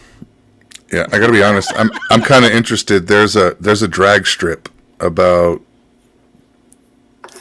15 minutes outside of town. I'm very interested to check out the local drag strip. That's pretty fucking awesome. You know who just won his first drag race ever in the history of ever at 145 years old? Tony Stewart. Really? Yeah. He Wow, married a drag strip driver. I didn't know that. Female, of course. Forget all the jokes I told about Tony Stewart over the years. But He's Yeah, an asshole, and- but he was a good driver. it's okay to be an asshole and be a good driver. I think Look behind he was good. Yeah. I love Kevin Harvick. So do I. He's tough as nails. Yeah. And what did he do? He got in the car of Dale Earnhardt when St. Dale died. So, you got to give him credit where credit is due. But yeah, Tony Stewart won his first drag strip race and then won the day, like the Nationals that day. I'm like, Oh, shit. Jesus Christ. This Good for guy him. is, yeah, right? You Now know, get a guy Go like ahead. him is not going to lay around after he retires. No. He's going to find a hobby, and that's his hobby now. Well, I mean, again, look behind me. Stuart Haas Racing. Yeah. He owns the team for cars. What is it? Only drags around here are at the Speed Bowl, and anyone can run. Not true. Drag strip was. Zach, if you can retype that in English, that'd be great. Can you put that up? I just want to see it. How do they drag at what speed bowl? Waterford? Yeah, I don't know that there's a Or maybe drag strip at Thompson. the Speed Bowl. Thompson Thompson? has a drag strip. Thompson. Yeah, is that in English? Yeah. not sure. It says anyone can run. It's not a true drag strip. He wishes CT still had one around okay, here. See, you speak Zach. I speak English. What the fuck's Zach saying? I don't know. Just keep playing. I don't know. Just keep playing. Right? It's funny. getting because paid. every now and again on the group chat, on not ours, but another group chat, all male, of course, because it's a focus group. It's a focus Mark group. Mark will ask me about Skip. He's like, "Do you understand what Skip is saying?" Yeah, I do. I speak Skip. Because when Well, Skip texts, What's funny is that you can hear it in his voice. As you read it. exactly. I So mean, I he's that kind of guy. interpret and understand. That's all you got to do. Interpret and understand. This time, with Zach, I've known Zach for 199 years. I didn't understand what the fuck Zach was talking about. Yeah, it took me a few times reading it. Well, I'm glad you got it. Uh-oh. Just checking real quick. We're good. All right. Yeah. So that's the thing. Anybody see anything good other than Whitney Houston? My dick. I said good. Well, Yeah, it's better than good. You're to right. each his own. Sorry. Better than good. You know Better what? than good. It's great. I don't know, again, how much you guys are into superhero shit, but the latest season of Titans on HBO Max is fan-fucking-tastic. You keep I'll talking have to about check it out. You keep talking about that show. Maybe I should start watching it. Let me throw it out to you like this. My favorite superhero, not the most popular guy, Robin. Right. Always loved Robin. So when Titans came out years ago, it was a YouTube TV thing, and then Cinemax bought it, and they've been putting it out there. I didn't get to see it because I wasn't about to pay back then for YouTube TV. Thank you, Herm, by the way. Still haven't logged in, but I will. Yeah. In the event of a Falcons game. And I watched it, and the first episode, Robin comes in, he's beating the shit out of the criminals and whatever, and the cops show up, and they look at him and goes, "Hey, Robin, where's the bat?" And he turns and he looks at the cops, and he goes, "Fuck Batman." I'm like, I'm in. It's all good. And Is that's it on the HBO Max? obviously? You know what? See, John, I'm gonna punch you in your lips. You haven't seen Robin in the last. I don't know. It's just a below average troll, man. It's a below average troll. He's a good dude. He really is a good dude. Well, no, that's what a lot of the posts are. They're trolly. You know what I mean. You know what a troll is. Zach asked, original Robin or Nightwing? So in the series, it is. There's Dick both. Grayson. It is Dick Grayson, but he does Yes. he does make the move from Robin to Nightwing. It's the updated. Okay, put up Elise's comment real quick. Kind of. It's those characters like the Teen Titans, and it's those characters, but in a more realistic, real world style setting. Let me roll off the characters. You have Robin / Nightwing. You have the second Robin, Jason Todd. Right. And they're all wearing which is weird to me because they're all wearing the updated Tim Drake Robin outfit. Yes. Full No. Kevlar gimmick. Right. Nobody has done the classic. Yeah, nobody's wearing short shorts and tights. No, everybody's wearing like Avengers bodysuits. Right, John's going back to Burt Ward in 1966. We're not going to do this. Hi, Amber. How are you? So Elise, let me finish this off. You got Robin / Nightwing, Dick Grayson. You have Robin number 2, which is Jason Todd. Robin number 3 gets introduced somewhere in season 3, which is Tim Drake. Raven is there. Starfire, Beast Boy, Superboy, Wonder Girl. Yep. It's just so good. And again, being a big Robin dude, I had to watch, and I'm hooked. Every Thursday when they announce it, they're like, new episodes every Thursday. Here's where HBO Max goes wrong. They'll put the first 2 out. Ooh, okay, so I have an hour and a half of Titans. The second week, here's 2 more episodes. Ooh, I'm even better. After that, it's 1 episode a week, and you've pissed me off. Do we have time? I want to answer Amber's question if we can. I guess you can. We're at an hour and 40 minutes. All right, maybe we'll take it longer. This is special just for you guys. Top 5 countries. Wow, I had to get a piece of paper. I might have to write this down. Who wants to start? That's a hard list for me. They used to do that with, am I saying this right? Naruto. I've heard it so many times in different ways, but I'm going to go with Naruto on Toonami. It sucked ass. Elise, I'm going to tell you this on my eyesight. No, I'm it's gonna tell you- legitimately good. It really is. And for Elise's case, I'm going to say this. If I'm wrong, I'll just give you the Ghost tickets. I'll give you the Liliac tickets. You go to the show by yourself with the jackass of your choice. I'm putting my rep on the line. If you go to HBO Max and you watch Titans, you will be involved, engaged, and you will be entertained. Thank you. I won't finish it because Elise is like a kid sister type thing. So I love her to death. Thank you, Elise. All right. Friends in Low Places would have made my list. Thank God I'm a country boy. See, now I got to make a different list. All right, I'll start. For me, Travis Tritt, 10 feet tall and bulletproof. Number 5. See, I'm at a disadvantage here. I don't watch country videos at all. All right, maybe I mean, maybe I'm in this alone. But I'd be interested. I would be definitely interested in what you have to say. That's for sure. Okay, so I mentioned 10 feet tall and bulletproof. I'd be remiss if I didn't mention Chris Ledoux, this Cowboys hat. Another one. If there was a video to this, it would make a fantastic story video. I like Chris Ledoux. That's Okay, a name yeah. I do like. This one is a Travis Tritt song, but it's Travis Tritt's music with comedy behind it. Travis Tritt and Bill Engvall, Here's Your Sign. There you go. My number one country song is going to flip people out. Country Roads, Amarillo by Morning, Kids Jackson, Find Out Who Your Friends Are. All right. How Do You Like Me Now? Great song, but if I'm going to go with a Toby Keith song, I don't know the name of it. Somebody out there going to help me. I'll put another $25 gift card on the line.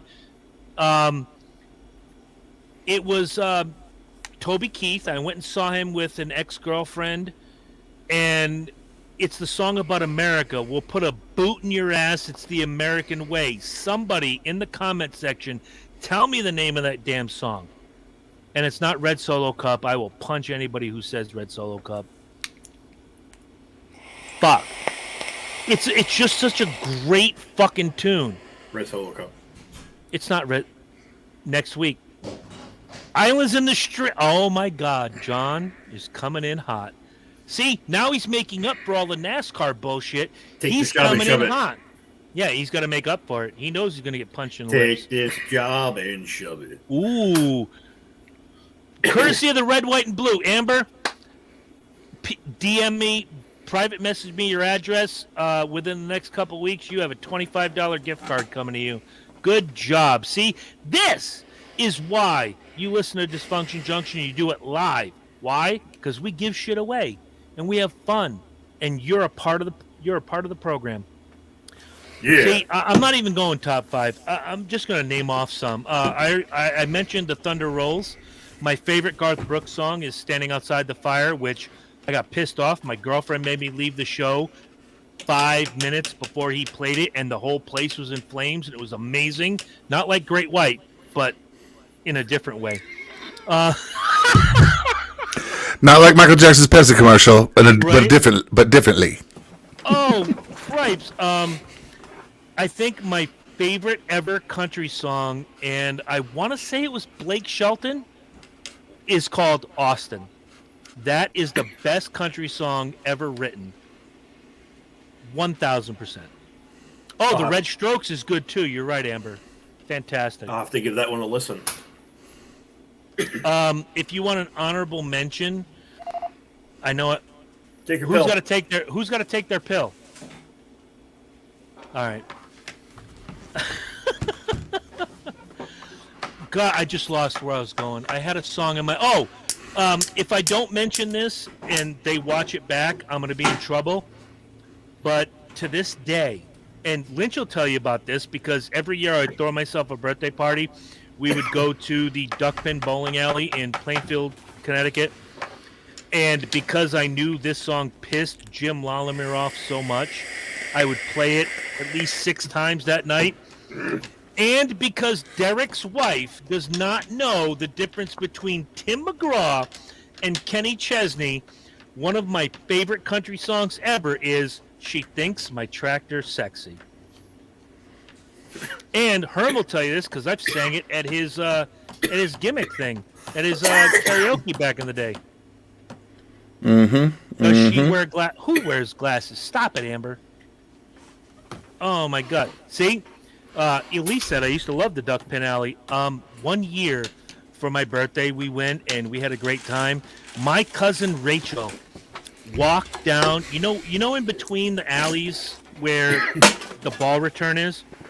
Rachel, my cousin, love her to death, walked down in between the alleys and stole 3 pins. Gave one to me, she kept one, and she gave one to my cousin Lee. We all signed it for each other like we're fucking celebrities. And I still have it somewhere here in the house. Dude, great memories. You know what? That's a show. Memories. not next week, but Memories. In the like the corner corners of my mind. Oh, sweet Jesus. On the corner of my The top mouth. country song ever to me has got to be "Who's Gonna Fill Their Shoes." Nice job, Amber. Who's that by? Okay, who's that by, Amber? Tell us. For me, like if I had to pick the top country song ever, it's a twofer. One from one album, one from the other. It was a story continuation. It was, and I can't remember how it goes. It was both Travis Tritt. I'm a huge Travis Tritt fan. Tell Me I Was Dreaming, and I think Any More came first. So Any More was the first one. George Jones, thank you. Swerving like George Jones. Cold beer sitting in the console. That's a different dude, but it's a George Jones reference. I think Any More came first, and Tell Me I Was Dreaming came second. Watch the videos. If they don't make you cry, you're not human. Travis Tritt. Any More. Tell Me I Was Dreaming. I think if I remember correctly, I have heard those 2 songs. They're great songs, but when you see that, I saw the Because video. I like Travis Tritt. Oh, he's fucking amazing. He's like, I call it. We talked about this however many episodes ago when we talked about music, manly country versus this, Best country song ever.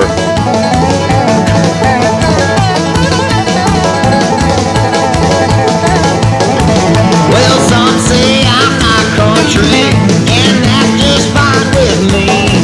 'Cause I don't wanna be country with some faggot looking over at me.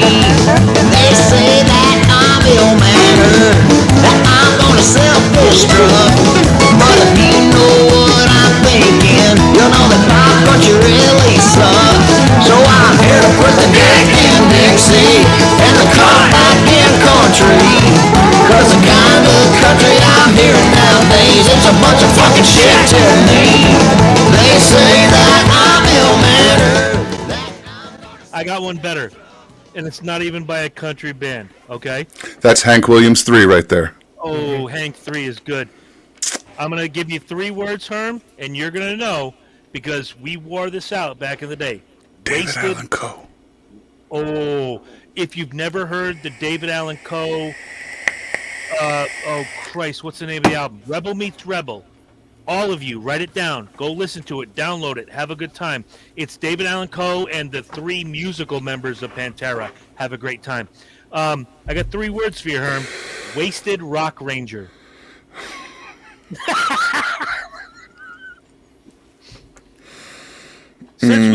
Since we brought up Great White earlier, they did a country song as a B-side called Wasted Rock Ranger, and It's horrible. I had cocaine with my morning toast and Quaaludes with my evening roast, and oh my God. And then we set fire to the club. What? Stop it! I had friends that were there. I know. I'm just saying. It's not too soon. Let it go. It's 20 some odd years ago. I know. It's not too soon. It's been 20 years. I still make the trek, and I missed this year. I was early by a day, and I went to the memorial, and there were like camera crews and everything. I'm like, nope, I'm not going. I can't do this. I don't want to be talked to. I don't want to be, whatever. So that was February 19th.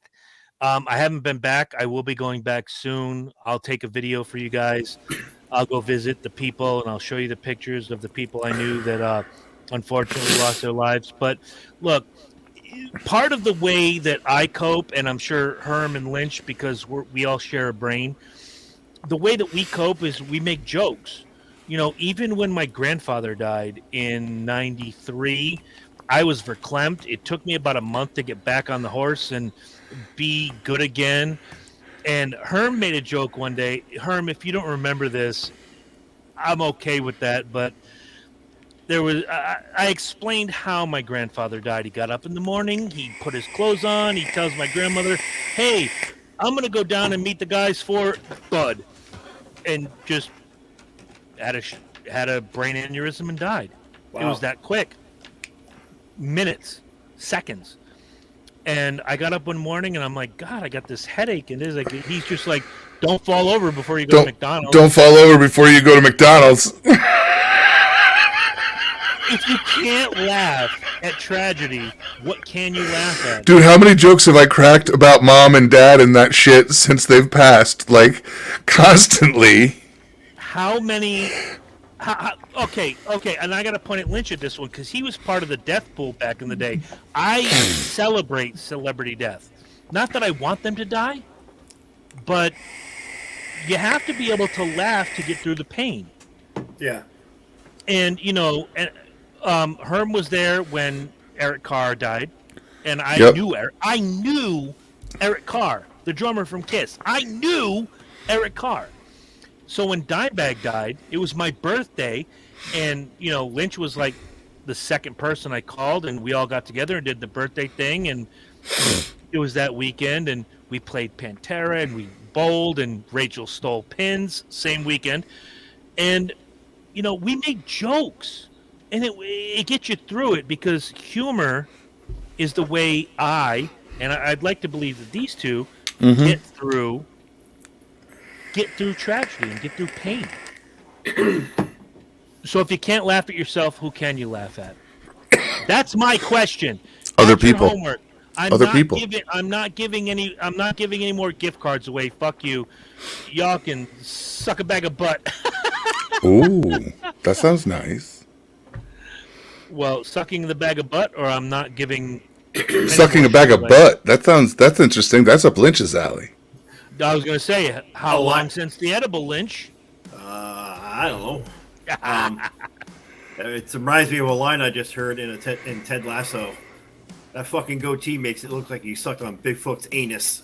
You actually watched that shit? It's a great fucking show, dude. I watched 3 episodes. I couldn't get into it. Oh, it got so good. That first season was incredible. All right. I like him. I love him. And I like him. I'm not sure I like the premise. I'm not big on soccer, so. You don't. I'm not a soccer guy either. I know enough of it to know it exists in the world, and I have watched the World Cup before. But I don't have a favorite team. I do. It's whatever team wins. I could give a fuck about soccer. There you go. Speaking of winning, did anybody see the Bruins this weekend? I'll leave it at that. No, there's no winning for them. Yeah, I saw them. Ugh. I saw that. I lived through I did. I lived through the pain of that series through your texts. Oh my God. Let me explain something. Just disgusting. I'm just gonna go to Game 7. Just Not disappointment 5, not and 6. everywhere. I've already watched the highlights. There were highlights to that series? Wait. Bring up Elisa's comment. Axl Rose went to high school with some of my second cousins. That was in Lafayette, Indiana. I lived in Lafayette, Indiana, and I could tell you some stories about people who knew Axl, and they're either way up here or they're way down here. There's nothing in the middle. Yeah, hit me up. It's all good. Yeah, Elise, even a Bruins fan. Don't remind me. Amen. Let's just say it was a tale Amen. of it was a tale of a team that came in with their chests out, saying, We were historic. Yeah, you were historic, all right. How'd that fucking work out for you? The only solace I have is that the Rangers are out too. So fuck the Rangers. Amen. Who's left? Who cares? A lot of teams, but we'll talk about it later. I hear the drums in the background. That means we got to go. I hear something. All right, we're going to come There it up goes. with a topic. You guys, junctiondysfunctionshow@gmail.com. If you have ideas, questions, concerns, let's do this thing. And speaking of which, we want a topic for next week. So I'm putting it to you, the faithful. junctiondysfunctionshow@gmail.com. Send in the topic. We will research it. You have until Friday at midnight to get this shit done. If not, we're talking Kiss Meets the Phantom of the Park. Joe, is it me or does Lynch's house look like a geriatric nightclub? It kind of looks like if Hey, I'm home by 9 o'clock. called the club goers. It's like his club shuts down at 9 p.m. It's just like that. It's exactly like that meme you posted the other day. It's You my gotta kind of hurry club. up! You gotta hurry up! Buddy. the music's quiet and the club shuts at 9. It's coming on in 20 minutes. We gotta For go. real. Can't mess with that kind of Southern justice. You want to show? You guys want a show? Next week is your opportunity. You have until Friday, midnight, if you're watching on YouTube. If you're watching later, we'll think about it. What would you like to hear us talk about? That's that.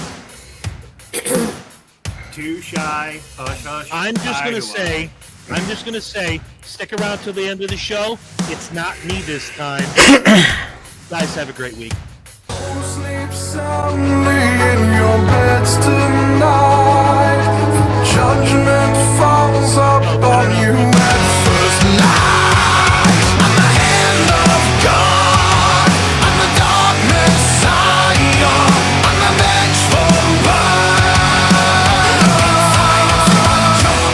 In the blackest moment of a dying world, what have you become?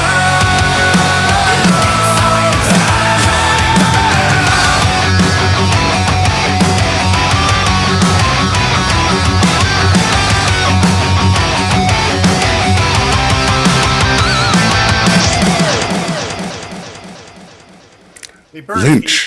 Hey, Burns, can you pass me the... Oh, you should put that away before you hurt somebody. You guys.